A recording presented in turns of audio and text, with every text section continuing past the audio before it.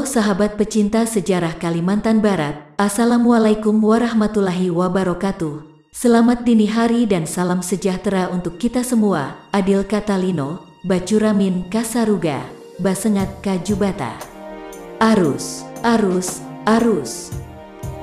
Ketemu lagi kita di channel ini, masih dalam mengupas cerita fakta sejarah perjuangan. Dari buku Laskar BPIKB, Afdeling Singkawang 1945 sampai 1949, karangan Sarimin Minhat dan Usman Amin, beserta pelaku sejarah pejuang Angkatan 45 Kalimantan Barat. Video sebelumnya, sudah kita bahas apa itu BPIKB, beserta kepengurusan dan nama-nama para pejuang Angkatan 45. Kali ini kita akan membahas tentang perjuangan para pejuang kemerdekaan yang selama ini tidak pernah kita kenal dan tahu lebih detail. Seperti Bambang Ismoyo dan Urai Dahlan M. Suka, beserta cerita perjuangan dan pertempuran mereka, beserta pasukannya dalam mempertahankan kemerdekaan Indonesia di wilayah Singkawang, Bengkayang dan Sambas, hingga gugur sebagai pahlawan bangsa. Dua nama tersebut sudah tidak asing bagi telinga warga Kalimantan Barat. Sering kita temui di ruas jalan kota-kota yang ada di Kalimantan Barat, tapi tidak semua orang tahu siapa mereka sebenarnya. Nah, kali ini kami akan membahas dan mengupas secara detail apa kisah mereka yang tercatat di dalam buku sejarah perjuangan tersebut melalui video ini, supaya kisah mereka dapat kita ketahui secara nyata berdasarkan fakta sejarah tersebut. Jika bermanfaat, silahkan share. Jangan lupa like dan komen, serta silahkan jika video ini bisa dipergunakan sebagai acuan ilmu sejarah di sekolah atau dimanapun untuk generasi kita agar rasa nasionalismenya semakin besar. Bambang Ismoyo, menurut catatan buku sejarah ini, tidak banyak informasi tentang beliau, baik asal-muasal serta sanak keluarganya, dan bahkan foto atau gambar beliau sama sekali tidak ada. Akan tetapi beberapa sumber yang pernah kami temui, beliau adalah pasukan pejuang yang diutus dari tanah Jawa untuk membantu atau menyusun kekuatan perjuangan Indonesia di daerah-daerah terutama wilayah Afdeling Singkawang. Bahkan menurut pelaku sejarah yang pernah kami wawancarai, beliau dulunya merupakan pasukan TNI atau TKR dengan pangkat kapten. Karena di masa perjuangan di tahun 1945, pasukan pemuda pejuang yang bergabung di masa itu di Pulau Jawa dan Sumatera sangat banyak sekali, sehingga dari pimpinan divisi dan pasukan, mereka diutus ke daerah-daerah luar Jawa. Sebab di dalam buku sejarah ini, Bambang Ismoyo tiba berada di Singkawang semenjak tahun 1946 dan selanjutnya hijrah ke Bengkayang untuk melakukan pergerakan melawan Belanda di Bengkayang, hingga gugur di medan pertempuran tepatnya di Gunung Bukit Vandering Bengkayang dalam menahan pergerakan pasukan Belanda saat memasuki kota Bengkayang. Nah teman-teman, selanjutnya kita akan menceritakan sejarah Bambang Ismoyo terlebih dahulu, beserta beberapa pasukan pejuang saat itu, dan Urai Dahlan M. Suka, beserta pasukannya serta sejarah pertempuran mereka. Videonya jangan di-skip dan selalu standby di channel ini, agar teman-teman tidak ketinggalan cerita sejarah para pejuang kita.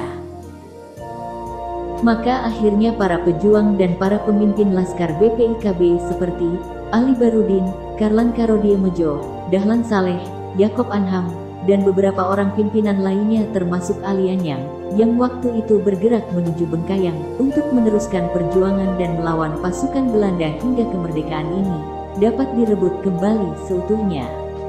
Dan selanjutnya, mereka melakukan rapat di sebuah tempat yang terpencil dan sepi untuk menentukan aksi penyerangan ke pihak Belanda di Bengkayang, dan diputuskan dalam rapat rencana penyerangan tersebut dilaksanakan pada tanggal 31 Agustus tahun 1946 karena bertepatan dengan Hari Besar Wilhelmina Ratu Belanda. Dan pasukan yang akan bergerak diharuskan memakai kain sarung, baju dikeluarkan dan membawa senjata tajam seperti pisau belati, mandau dan lain sebagainya, dikarenakan pada saat itu persenjataan pasukan belum ada. Dan serangan tersebut dilaksanakan pada saat pasukan Belanda sedang parade militer. Akan tetapi, rencana tersebut tidak dapat dilaksanakan dan gagal, dikarenakan penjagaan pasukan Belanda yang siap tembak dan mengawasi dengan teliti setiap gerak-gerik rakyat terutama pemuda. Kegagalan penyerangan tanggal 31 Agustus tidak melemahkan perjuangan para pemuda, malah langkah selanjutnya diperhebat dengan mengutus beberapa orang ke Kendai dan Tengku Landak untuk mengadakan hubungan dan mencari tenaga. Setelah mengalami beberapa kali kegagalan, rencana para pejuang untuk melakukan penyerangan ke pihak Belanda. Dan kondisi para pejuang saat itu mulai tidak aman, bahkan para pemimpin pergerakan sudah banyak yang tertangkap dan ada yang gugur. Pada awal bulan September tahun 1946, telah datang dua orang, Ahmad Dundik dan Ya Jangjong, utusan dari Tengku Landak datang ke Bengkayang. Para pemimpin Bengkayang termasuk Sukimin dari Singkawang mengadakan perundingan dengan kedua orang utusan itu di rumah Ngadinun dari malam hari sampai subuh. Dalam perundingan itu telah diambil satu kesimpulan tekad, aksi selanjutnya harus dilaksanakan. Sedangkan pemimpin-pemimpin Tengku Landak, menurut kata utusan itu bersedia memberikan bantuan tenaga yang diperlukan dan akan menyampaikan hasil perundingan kepada para pemimpin daerah Landak supaya sedapat mungkin aksi gerakan dilakukan serentak di Bengkayang, Singkawang dan Landak, Ngabang. Dengan demikian kekuatan musuh akan terbagi-bagi. Pertengahan bulan September tahun 1946, Tolak Wijaya dan Urai Dahlan M. Suka dari Singkawang telah 3 bulan bersembunyi di gunung kira-kira 7 km dari Pasar Serukam, dan tinggal di rumah seorang Tionghoa bernama Liu Chong. Selanjutnya mereka dibawa ke Bengkayang oleh Ali Anjang dan Tamin, pemuda berasal dari Sambas. Sampai di Bengkayang mereka berdua, Tilak dan Urai Dahlan, ditempatkan di rumah Nurdin untuk sementara menunggu hari malam untuk melanjutkan perjalanan. Dan kemudian menggunakan truk milik pemuda Tionghoa Bong Asip, menuju rumah Met Hasan, manteri Verpleger Bengkayang, dan sesudah makan malam, mereka berdua diteruskan ke Sebalau menuju rumah Urai Arif untuk menerima tugas selanjutnya. Seminggu kemudian datang lagi tenaga bantuan dari Pusat Komando Singkawang, yaitu Bambang Ismoyo, Arifin Tarip, Bujang Pin, dan Pak Ahmad.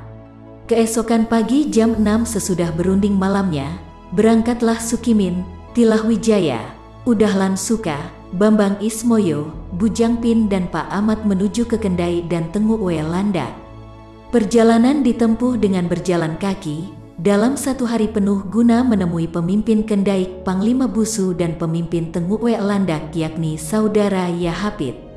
Disebabkan meluapkan fighting spirit, maka tidak bersusah payah tenaga-tenaga yang telah disiapkan untuk menerima komando bergerak. Untuk memberikan laporan guna persiapan suplai, maka Tilah Wijaya dan Bujang Pin kembali lagi ke Sebalau. Sedangkan Sukimin meneruskan perjalanannya ke Ngabang melalui Tengku Landak untuk menyatakan pimpinan di sana bahwa Bengkayang telah siap akan bergerak dan mengajak agar pergerakan dilakukan dengan serentak. Tepat jam 5 sore Tilah dan Bujang Pin sampai di Sebalau, lalu malamnya mengirim utusan saudara Tamin berlari masuk kota Bengkayang. Dan malam itu juga dalam keadaan hujan lebat dan gelap gulita mereka mulai melakukan gerakan. Setelah berlari 12 km dari Bengkayang menyampaikan berita agar segera mendatangkan pasukan, karena tangsi militer Belanda di Bengkayang tersebut hanya dipertahankan oleh 20 orang anggota polisi dan tentaranya semua ke Singkawang. Selanjutnya setelah menemui dan dapat perintah dari pimpinan Komando Bengkayang Ali Baharudin tersebut, malam itu juga mereka Tilah Wijaya, Bujang Pin dan Tamin langsung kembali menuju ke Kendai untuk mempersiapkan pasukan. Walaupun beberapa kali masuk jurang, karena samarnya jalan, akhirnya sampai juga mereka di Kendai dan beristirahat sambil menunggu tambahan pasukan pemuda dari beberapa kampung. Keesokannya, setelah selesai makan siang, dan semua pasukan telah hadir berkumpul berjumlah 40 orang dengan senjata senapan lantak, mandau, tombak, parang, dan beberapa buah granat sumbu. Tepat menjelang sore harinya, pasukan mulai bergerak menuju Sebalau dan menyusun penyerangan ke kota Bengkayang. Dan diatur strategi, Saudara Nyoto dengan pasukannya menyerang rumah controller, pasukan Panglima Busu menyerang tangsi yang dipertahankan oleh polisi. Dan pimpinan pasukan ini langsung dipimpin oleh Bambang Ismoyo dibantu Tilah Wijaya. Pada jam 6 sore, dikala matahari akan terbenam, diutus Tamin yang kuat lari dan tahan panas menyampaikan laporan ke kota Bengkayang bahwa pasukan telah siap mengadakan serangan dan sudah mulai bergerak menuju kota dengan berkelompok-kelompok. Selanjutnya setelah mengadakan rapat kilat, Ketua Gerakan Pasukan Pejuang BPIKB Sektor Timur Bengkayang Saudara Ali Barudin segera memerintahkan Alianyang, Ngadinun, dan A. Karim segera mempersiapkan pasukan untuk tetap melakukan penyerbuan malam. Dengan bersama kekuatan pasukan pimpinan Bambang Ismoyo yang sedang dalam perjalanan dari Sebalau memasuki kota Bengkayang dengan strategi sasaran pertama menguasai pos polisi, sentral telepon di pasar, dan menguasai kota Bengkayang. Selanjutnya Ali Barudin segera berkoordinasi dengan pimpinan BPIKB Pusat Singkawang untuk memerintahkan pasukan di sektor selatan untuk melakukan gerakan penghalang bala bantuan pasukan tentara Belanda menuju Bengkayang, yaitu pasukan Sungai Duri dan Sungai Kunyit menghalang pasukan Belanda dari Mempawah ke Singkawang atau Bengkayang dengan menyusun batang pohon kelapa di jalan dan menyerangnya. Dikarenakan pasukan Belanda dari Pontianak tidak akan bisa melewati Mempawah, dikarenakan jembatan Kuala Mempawah sudah dihancurkan pasukan dari sektor selatan Antibar Mempawah pimpinan Zainal Abidin. Sedangkan pasukan penghalang di Sungai Kunyit yang dipimpin A. Murad Rasak membagi pasukannya dalam dua sektor. Sektor pertama di Tanjung Pagar dipimpin oleh Usman Amin, sektor kedua Kampung Pak Soren oleh Saleh Ahmad untuk menahan pasukan Belanda. Selanjutnya, kota Bengkayang diserang tepat jam 12 malam tanggal 8 sampai 9 Oktober tahun 1946 setelah pasukan yang dipimpin Bambang Ismoyo tiba di kota Bengkayang di rumah Mat Hasan. Diawali dengan teriakan penyerbuan yang dilakukan secara mendadak serta tidak disangka-sangka, sehingga seluruh anggota polisi yang menjaga tangsi dan yang lainnya tidak dapat bergerak mengadakan perlawanan. Semua senjatanya disita para pejuang. Seluruh kota Bengkayang dan sekitarnya akhirnya dikuasai para pejuang. Rumah controller, pos polisi Belanda, dan pegawai-pegawai dicurigai dan ditawan. Nyonya controller ditahan di rumahnya dengan dikawal dan mendapat perlakuan yang secukupnya. Merebut dan menduduki kota Bengkayang tidak membawa korban jiwa. Orang-orang yang ada dalam penjara dikeluarkan. Di antaranya Saudara Marjuki yang pada malam itu juga ditugaskan ke Sambas untuk memberitahukan bahwa Bengkayang telah direbut dan diduduki oleh kita, Laskar BPIKB. Pada malam itu juga diadakan upacara menaikkan bendera merah putih dengan khusyuk dan hikmat diiringi dengan tembakan salvo 3 kali dan menyanyikan lagu Indonesia Raya. Bendera merah putih yang dikibarkan tersebut dari sehelai bendera Belanda yang warna birunya dikoyakkan oleh Saudara Dahlan Saleh. Sang merah putih berkibar di angkasa kota Bengkayang dengan megahnya, serta teriakan merdeka. Kabar diduduki kota Bengkayang oleh pasukan Laskar BPIKB segera dikirim ke Singkawang melalui telepon oleh Ali Barudin dengan memakai kode kata pada pimpinan pusat di Singkawang. Selanjutnya pimpinan pasukan, yaitu Bambang Ismoyo mengatur pasukan pertahanan dalam kota dan pos pertahanan luar, diantaranya satu regu mengadakan pos pertahanan di Teriak, jalan masuk dari Pontianak dipimpin Tilah Wijaya dan Nyoto. Dan satu regu lagi di Bukit Gunung Vandering, jalan masuk dari Singkawang dipimpin oleh A. Karim, Busu, dan Musiman. Dan satu regu lagi dikirim untuk menebang kayu di pinggir jalan sebagai penghalang pasukan Belanda menuju Bengkayang, karena jika malam itu Singkawang tidak melakukan pergerakan.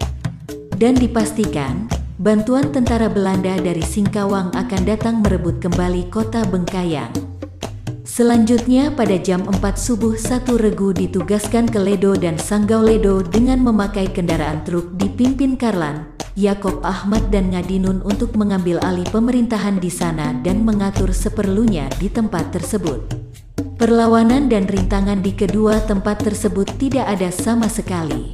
Dan semua senjata polisi Belanda dan pamong praja Belanda dilucuti. Kota Ledo dan Sanggau Ledo dapat dikuasai sepenuhnya oleh pasukan pejuang. Setelah mengambil alih pemerintahan di Sanggau Ledo, di gedung bekas gudang Imazu telah berkumpul masyarakat. Semua masyarakat yang hadir setelah diberi penjelasan tentang gerakan para pejuang, agar masyarakat dapat mendukung sepenuhnya. Oleh Saudara Syahril Rashid sebagai pimpinan di Sanggau Ledo ditugaskan supaya mengatur segala-galanya dan menjaga ketertiban umum serta menyiapkan pasukan bantuan manakala diperlukan untuk memperkuat pasukan di Bengkayang. Setelah semua tugas selesai dikerjakan, pasukan kembali ke Bengkayang dengan membawa seorang sebagai tawanan bernama M. Johansyah As, seorang demang Sanggau Ledo karena merintangi gerakan kemerdekaan. Pasukan sampai di Bengkayang jam 1 siang dan memberikan laporan hasil usahanya kepada pimpinan di Bengkayang. Malam diserang dan diduduki kota Sanggau Ledo oleh pasukan Laskar BPIKB. Dan ternyata Singkawang tidak bergerak mengadakan pemberontakan karena surat dari Pak Bero yang harus disampaikan kepada Sarimin tidak dapat dilaksanakan disebabkan penjagaan dan patroli tentara Belanda yang sangat ketat dan berlapis-lapis sehingga sukar ditembus para kurir yang mengantar surat tersebut. Sehingga pusat komando di Singkawang tidak sama sekali dapat dikoordinir sepenuhnya. Jalan masuk ke kampung Sekip Lama yang dianggap oleh Belanda kampung ekstremis dijaga dengan ketat sekali sehingga orang yang akan keluar masuk kampung itu tidak diizinkan. Dengan demikian segala persiapan yang telah diatur gagal total dan pasti membahayakan pasukan di Bengkayang. Sebab pasukan Belanda di Singkawang tidak disibukkan dengan aksi pejuang Singkawang. Akhirnya pimpinan pos pertahanan luar Bengkayang diperintahkan mengadakan pengawasan dengan kuat dan ketat di front pertahanan Gunung Pendereng dan Teriak, agar kota Bengkayang dapat dipertahankan. Maka dari itu untuk menambah kekuatan pasukan yang ada di Bengkayang, jam 2 siang Urai Dahlan M. Suka ditugaskan mengambil pasukan bantuan dari Sanggau Ledo dengan memakai bas. Pada pagi hari jam 10 pagi pimpinan pasukan sektor timur Ali Barudin dengan saudara Tamin memakai truk Bong Aahib pergi memeriksa pos pertahanan di Gunung Vandering serta membawa makanan untuk pasukan pertahanan di sana. Dan tepat jam 4 sore, Bambang Ismoyo dengan kendaraan pick-up yang dikemudikan oleh saudara Kacong dan seorang pengikutnya bernama Bujang Tangga pergi memeriksa pos pertahanan di Gunung Pendereng. Dan inilah peristiwa heroik Bambang Ismoyo dalam berjuang untuk kemerdekaan bangsa Indonesia dengan mengorbankan darah dan nyawanya. Dalam perjalanan kira-kira 2 km dari Bengkayang tepatnya di Bukit Termunuk bertemu dengan konvoi Belanda yang penuh dengan tentaranya. Ketiga pejuang yang pantang menyerah itu mengadakan perlawanan dengan sebuah pistol yang di tangan Bambang Ismoyo. Dalam pertempuran ini ketiganya gugur, dan Bengkayang diserbu pasukan Belanda hingga saudara Tamin dari Sambas dan saudara Arifin Tarip dan Mempawah gugur dalam mempertahankan dalam kota Bengkayang. Sedangkan di pos pertahanan pinggiran Bengkayang saudara Tilah dengan pasukannya yang mempertahankan pos Teriak dalam posisi terjepit menghadapi tentara Belanda yang datang dari Pontianak dan Ngabang. Sehingga Tilah dan beberapa orang anak buahnya tertawan termasuk Bujang Pin yang meninggal di penjara Cipinang, Jakarta. Selanjutnya kota Bengkayang diduduki kembali secara penuh oleh pasukan Belanda, oleh karena jaringan komunikasi terputus. Sehingga pasukan yang dibawa oleh Urai Dahlan M. Suka dari Sanggau Ledo tidak mengetahui keadaan sebenarnya. Kira-kira jam 8 malam, Urai Dahlan Suka dan pasukan bantuan dari Sanggau Ledo untuk memperkuat pertahanan kota Bengkayang dengan kendaraan bas yang dikemudikan supirnya Pang Nyanpo ketika akan masuk jembatan Pakok Bengkayang. Diserang dengan tembakan hujan peluru sehingga tidak dapat membalas tembakan tersebut. Kendaraan bus merek Macan hancur berlobang-lobang, 25 orang pejuang gugur, termasuk komandannya Urai Dahlan M. Suka, yang sekarang dimakamkan di Taman Makam Pahlawan Bambu Runcing dan supir Pang Nyonpo. Sedangkan yang selamat yaitu Saudara Dambot, yang mematikan diri di bawah tumpukan mayat, dan Saudara Ahmad terjun ke sungai dari bus mendapat luka tembak di kakinya. Lokasi pertempuran di Jembatan Pakok, sekarang ini tepatnya di seberang Masjid Agung Kota Bengkayang, yang sekarang didirikan sebuah tugu monumen sebagai untuk memperingati sejarah pertempuran para pahlawan kita dalam mengorbankan darah dan nyawa mereka demi kemerdekaan Indonesia. Dengan direbut dan diduduki kembali Kota Bengkayang oleh Belanda, maka sebagian pasukan yang tidak tertangkap termasuk pemimpin-pemimpinnya melanjutkan perjuangan dengan mencari hubungan dan menggabungkan diri dengan pasukan pejuang lainnya ke sektor-sektor dan kantong-kantong perjuangan seperti Utara Sambas dan Selatan Ngabang. Saudara Fadil Jabir dan Saudara Ngadinun menuju Singkawang menyelamatkan diri, tetapi malang bagi Saudara Ngadinun, beliau tertangkap di Singkawang, sedangkan Fadi Jabir meloloskan diri terus ke Singapura dan terus ke Jawa. Sedangkan pemimpin-pemimpin yang lainnya, Ali Barudin, Karlan, Dahlan Saleh, Yakob Ahmad, Busu, Musiman, Akli Mahmud dan beberapa orang lainnya mengundurkan diri ke daerah Landak. Sedangkan Saudara Alianyang dan beberapa pasukannya menggabungkan diri ke arah Utara Sambas dan bergabung dengan pasukan dari sektor Utara Sambas Desa Dungun, Jawai. Pada tanggal 10 Oktober tahun 1946, Belanda mengadakan operasi pembersihan menuju ke arah Jalan Sanggau Ledo. Di tengah perjalanan bertemu dengan pasukan yang dipimpin oleh Panglima Dagang dan Panglima Jaya yang akan ikut mempertahankan Kota Bengkayang. Pertempuran terjadi, pasukan Panglima Dagang harus mengundurkan diri karena perlawanan senjata yang tidak seimbang. Dalam pertempuran ini seorang luka dan beberapa orang ditangkap, di antaranya Saudara Syahri, Kepala Kampung Yasin Sono. Dan dari pasukan seluas yang ditangkap Saudara Urai Abdurraham, Asmui Mursal, Ali Saleh dan lain-lain. Satu regu dari pasukan Sungai Duri yang dipimpin oleh Bagong Tahak dengan jalan kaki, melalui jalan masuk Jelandang, ke Tunang terus ke Bengkayang tidak dapat diteruskan, karena mendapat berita Kota Bengkayang telah diduduki kembali oleh Belanda. Pasukan Sungai Duri terpaksa kembali ke induk pasukan Selatan Mempawah dan menunggu perintah selanjutnya. Bambang Ismoyo yang diketahui Belanda sebagai pimpinan pasukan, saat gugur di Bukit Termunuk Bengkayang dan selanjutnya mayatnya dibawa ke Singkawang. Mayat Bambang Ismoyo dimasukkan ke dalam trailer jeep dengan kakinya sebelah sengaja dikeluarkan agar dilihat seluruh warga untuk seupaya tidak melakukan pemberontakan terhadap kedudukan Belanda di Singkawang dan memberitahukan bahwa pergerakan pemberontakan sudah ditumpas habis dengan bukti pimpinannya sudah tewas. Sesampai di Singkawang yang jarak jauhnya plus 70 km, mayat Bambang Ismoyo dikelilingkan di kota Singkawang, kemudian menuju tanah perkuburan Sekip Lama Singkawang. Mayat diturunkan begitu saja terletak di atas pasir sementara menunggu lobang digali. Rakyat yang lalu lintas di jalan atau yang ada di sekitar tempat tersebut dipanggil supaya melihat mayat Bambang Ismoyo yang penuh berlumuran darah. Selanjutnya jasad pahlawan bangsa itu dimakamkan oleh warga di pemakaman belakang Masjid Sekip Lama tersebut, yaitu Masjid At-Taqwa Sekip Lama. Dan kini tinggallah sebuah nama yang hanya kebanyakan orang tahu sebagai nama jalan di sekitaran daerah Kampung Jawa Kota Singkawang. Begitu juga dengan Urai Dahlan M. Suka serta nama-nama jalan yang selama ini sering kita temui dan lalui, akan tetapi kita tidak pernah tahu siapa mereka sebenarnya. Kemudian tentara Belanda mengadakan aksi penangkapan di seluruh kota dan desa.